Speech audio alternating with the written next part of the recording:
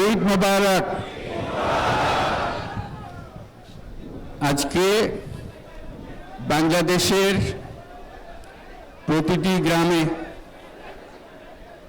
প্রতিটি বাজারে,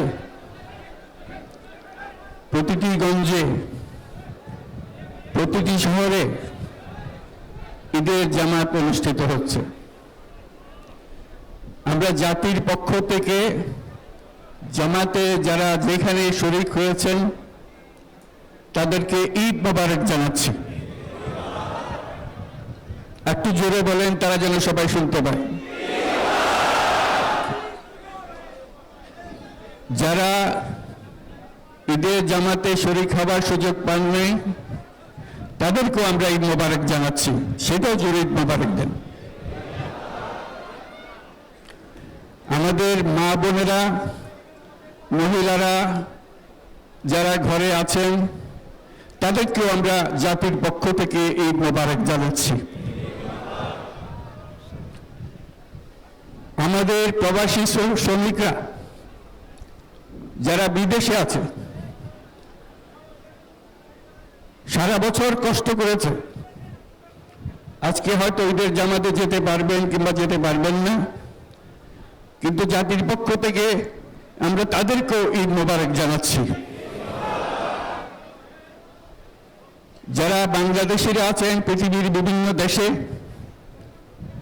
জাতির পক্ষ থেকে তাদেরকে আমরা বলে যাইনি, তাদেরকেও আমরা ঈদ মোবারক জানাচ্ছি। যারা হাসপাতালে আছে, রোগী, বিভিন্ন কারণে ঈদের জামাতে যেতে পারেন নাই, তাদেরকেও ঈদ মোবারক জানালাম। ঈদ দূরত্ব ঘুচানোর দিন, নৈকট্যের দিন, ভালোবাসার দিন। আজকে সেই দিনটা আমরা যেন গভীর ভালোবাসার সঙ্গে উদযাপন করতে পারি, সেই মেসেজ আমরা যেন সবার কাছে পৌঁছে দিতে পারি। আজকে একটা অটুট ঐক্য গড়ে তোলার দিন, এবং আমরা স্থায়ীভাবে এই ঐক্য গড়ে তুলতে চাই। ঈদের জামাতের এটাই আমাদের কামনা।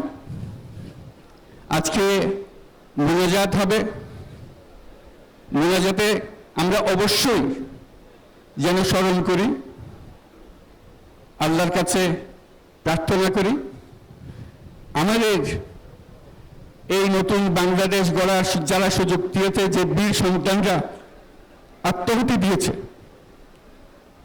আল্লাহ যেন তাদের রূহের মাগফিরাত দেন, তাদের শান্তি দেন। আমরা তাদের মোনাজাতে সেটা যেন আমরা অংশ রাখি। আর মোনাজাতে যারা আহত হয়েছেন, যারা স্বাভাবিক জীবন থেকে বিচ্যুত হয়ে গেছে,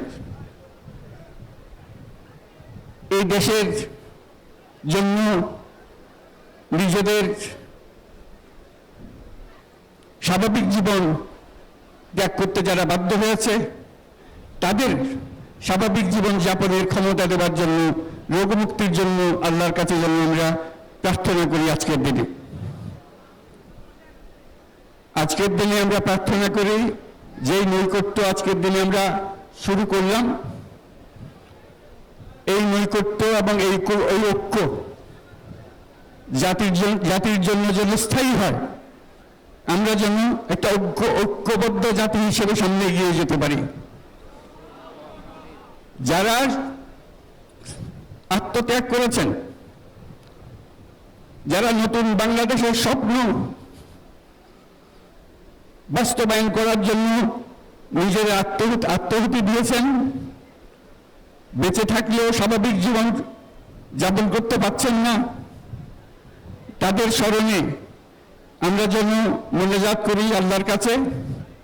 আমরা অবশ্যই সেই স্বপ্ন বাস্তবায়ন করব। শত বাধা সত্ত্বেও, যত বাধাই আসুক, আমরা ঐক্যবদ্ধ জাতি হিসেবে এই নতুন বাংলাদেশ গঠন করব ইনশাআল্লাহ। এই মোনাজাতটা আপনারা সবাই মিলে একসঙ্গে করবেন। ধন্যবাদ সবাইকে। ঈদ মোবারক সবাইকে।